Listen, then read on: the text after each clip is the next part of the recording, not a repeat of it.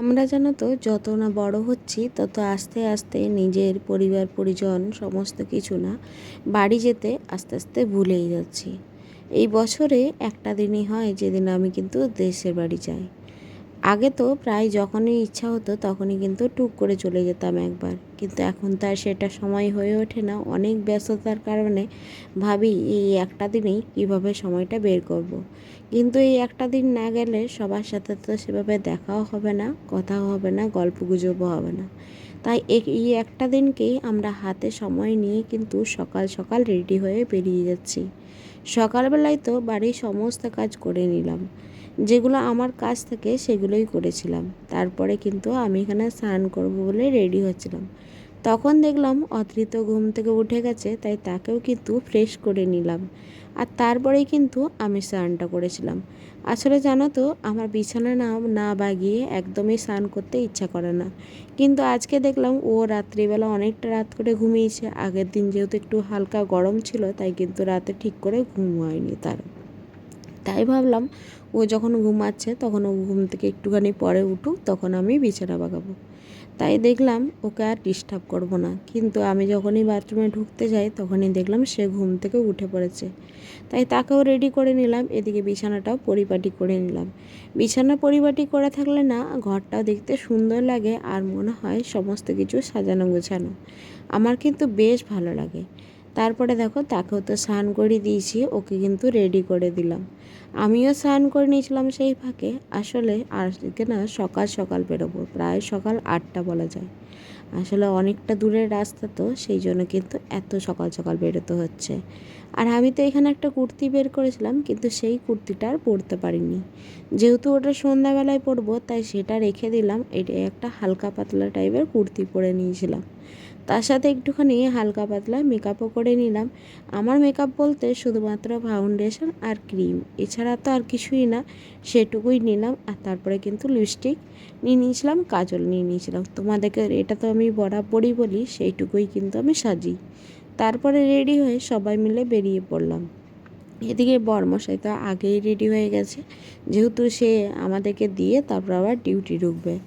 আর শাশুড়ি মা কিন্তু সকাল সকাল রান্না বান্না কমপ্লিট করে নিয়েছিল। প্রায় সকাল 8টার সময় আমরা বেরিয়ে পড়লাম। আর যাওয়ার পথেই কিন্তু আমরা একটু মিষ্টির দোকানে দাঁড়িয়েছিলাম, আর সেখান থেকেও কিন্তু একটু মিষ্টি নিয়ে নিয়েছিলাম। আর যাওয়ার আগে জানো তো ঘরের মধ্যেই না অদ্রিতে দাদু আর ঠাম্মি তার সাথে একটু খুনসুটি দুষ্টুমি করছিল। আসলে সে যখনই কোথাও যায় তার দাদু ঠাম্মি তার সাথে এরকমটা করতেই থাকে। আর জানো তো আমার দেশের বাড়ি না একদম গ্রামে, তাই কিন্তু গ্রামের পরিবেশ আমার বেশ ভালো লাগে। তোমাদের কার কার গ্রাম ভালো লাগে বলো তো? আমার তো বেশ ভালো লাগে। গ্রামের মধ্যে কোনো যেন মনে হয় আওয়াজ নেই, কত সুন্দর পরিবেশ, ওখানে মানুষগুলোও বেশ ভালো, আর দূষণমুক্ত হাওয়া, তাই জন্য আরও বেশি ভালো লাগে। ওখানে নিঃশ্বাস ফেলা যায় কত সুন্দরভাবে। তারপরেই কিন্তু আমরা বাড়িতে পৌঁছে গেছিলাম, আর বাড়িতে পৌঁছে কিন্তু আমরা এখানে টিফিন করে নিলাম। যদিও বড়মশাই টিফিন করবে না বলেছিল, কিন্তু তাও কি আর ছাড়ে, সবাই মিলে কিন্তু তাকে টিফিন করতে বসিয়ে দিয়েছিল। সবাই তো টিফিন করে নিলাম, আর আমরা কিন্তু তারপরেই বেরিয়ে পড়লাম এখানে কীর্তনে যাওয়ার উদ্দেশ্যে। মা, কাকিমা, দিকে পিসি সবাই মিলে রান্না করতে ব্যস্ত ছিল। আর বড়মশাই তো ডিউটিও চলে গেল, যেহেতু তার অনেকটা দেরি হয়ে যাচ্ছিল। প্রায় তখন 10টা বেলা যায়, আর সে তো 10টার সময় ডিউটি গেলে চলবে না, যেহেতু তার 9টা থেকে ডিউটির টাইম। তাই কিন্তু অনেকটা দেরি হয়ে গেছিলো বলে তা সে কিন্তু হুটোপাটা করে বেরিয়ে পড়লো।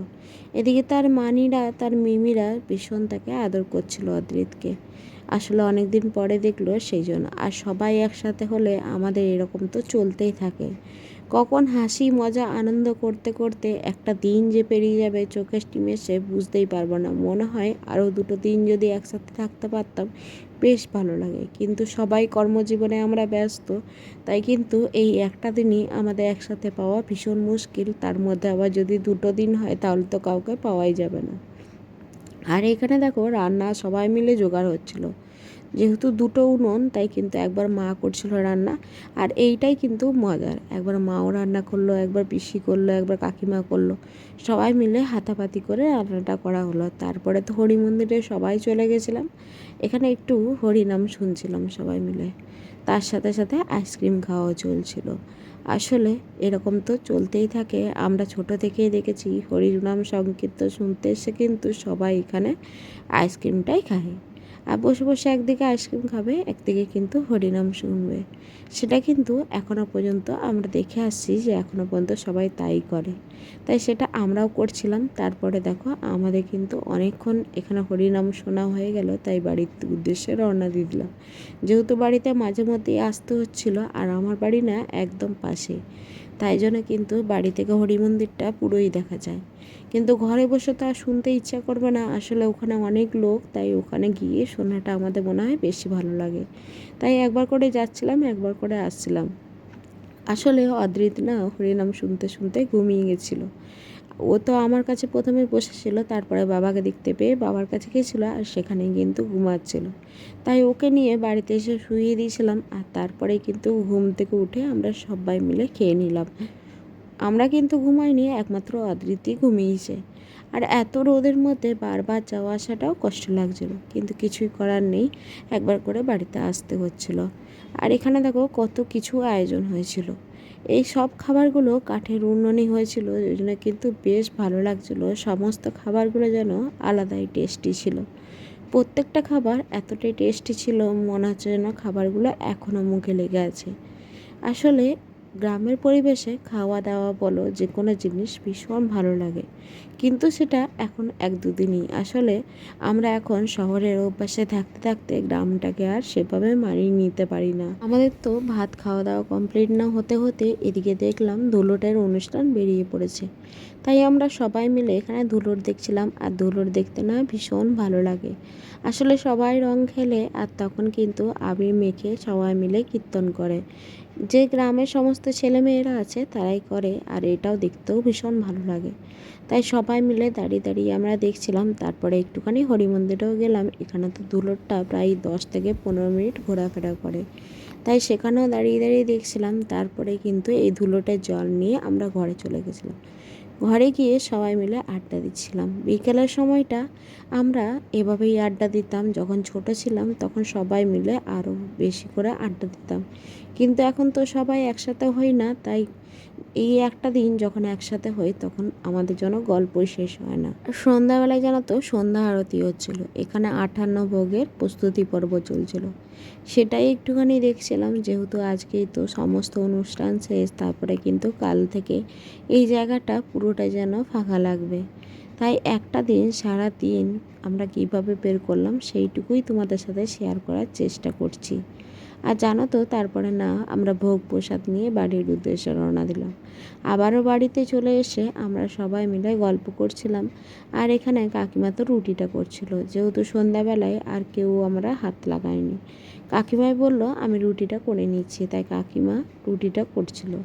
তারপরে ভাইকে বলেছিলাম ফুচকা খাবো, তাই ভাই এনেছে ফুচকা। দেখো সমস্ত ফুচকাগুলো গুঁড়ো ছিল, সেইটা নিয়ে তো আমরা সবাই মিলে হাসি মজা করছিলাম। আর দেখো সবাই মিলে একটা প্লেটে খেতে বসার আনন্দই আলাদা। সবাই খেতে খেতে যখন কখন ফুচকাগুলো শেষ হয়ে গেল বুঝতেই পারলাম না। আর জানো তো এই আনন্দটা যেন আমাদের লাখ টাকার সমান, মনে হয় এরকম আনন্দ যেন লাখ টাকা দিয়েও মিলবে না।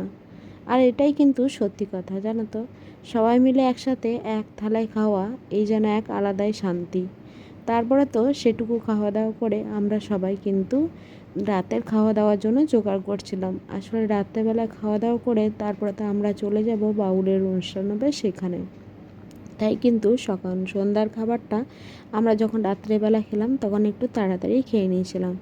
আর এদিকে অদ্রি সে তো সারাদিন কীভাবে ঘুরে যাচ্ছে, আর দাদান দিদুন সবার সাথে একসাথে সাথে ঘুরে বেড়াচ্ছিল, তাই তার পাত্তা পাওয়াই মুশকিল হয়ে গেছিলো। তারপরে তাকেও কিন্তু এখানে খাইয়ে নিয়েছিলাম। আর রাত্রিবেলায় বেশি দেরি করলাম না, একটুখানি তাড়াতাড়ি সবাই মিলে খেয়ে নিলাম। আবার তো সেখানে অনুষ্ঠান আছে, সেই জন্যই কিন্তু আমরা সবাই মিলে রাতটুকু তাড়াতাড়ি খেয়ে আর চলে এসেছিলাম আমরা অনুষ্ঠানের জায়গায়। এখানে কাকা খাচ্ছিল, ওখানে কিন্তু কাকিমা সবাইকে খেতে দিচ্ছিল। এদিকে আমার ছিল দায়িত্ব শুধুমাত্র মাংস বেড়ে দেওয়ার। আসলে সবাই কিন্তু এখানে মাংসটা ভাগ করতে পারে না। আমি কিন্তু মাংসটা সবাইকে ভাগ করে দিয়েছিলাম। আর সবাই যেহেতু মাংস খায় না, আর যেহেতু মাংসটা বাইরে থেকে কিনে নিয়ে আসা হয়েছে, তাই কিন্তু একটু ঝোলটাই বেশি ছিল। তাই সেখান থেকে বেছে দেওয়া একটু মুশকিলই ছিল। তাই সেটুকু বেছে সবাই মিলে আবারও খেতে বসে পড়লাম। আর সবাই প্লেটে প্লেটে এক ছাল পাতায় একসাথে যখন খাচ্ছি, তখন গল্প করছিলাম আবার যে কবে একসাথে হব জানি না। বছরের এই একটা দিনই পরিবারের সাথে আনন্দ, মজা, হাসি ঠাট্টা করতে করতে সারাদিনটা বের করি। আর এই ভিডিওটা কিন্তু প্রতি বছরই তোমাদের সাথে শেয়ার করার চেষ্টা করি। আমার মনে হয় প্রত্যেকটা বছর চলে যাবে আর মানুষজনও আমরা সবাই একে একে চলে যাব, কিন্তু স্মৃতির পাতা উল্টে দেখলে সবাই কিন্তু বড় হয়ে এই ভিডিওগুলো দেখতে পাবো। আসলে এইগুলোই আমাদের স্মৃতি। আর জানো তো, এইভাবে একটা দিন কিভাবে পেরিয়ে গেল বুঝতেই পারলাম না চোখের নিমেষে। পরিবার মানেই তো এরকম আনন্দ করে সারা দিন হই হল্লোড় করে কিভাবে বের করি বুঝতেই পারি না। আর প্রত্যেকটা মানুষ যখন এক জায়গায় হয় তখন তো আলাদাই আনন্দ, আলাদাই শান্তি। তারপরে কিন্তু আমরা সবাই মিলে চলে গেছিলাম বাউলের অনুষ্ঠানে। সেখানে গিয়ে আমরা একটুখানি থেকেই চলে এসেছিলাম, রাত্রেবেলা ঘুমিয়ে সকালবেলায় বাড়ির উদ্দেশ্যে রওনা দিলাম। আজকের এই ছোট্ট গল্পটা যদি তোমাদের যদি ভালো লাগে তাহলে একটা লাইক করে দিও। আজকের মতন টাটা সকলকেই, সবাই ভালো থেকো, সুস্থ থেকো। আবারও একটা বছরের অপেক্ষায় রইলাম, এক রাশ মন খারাপ নিয়ে বাড়ির উদ্দেশ্যে রওনা দিলাম। আজকের মতন টাটা, সবাই ভালো থেকো, সুস্থ থেকো।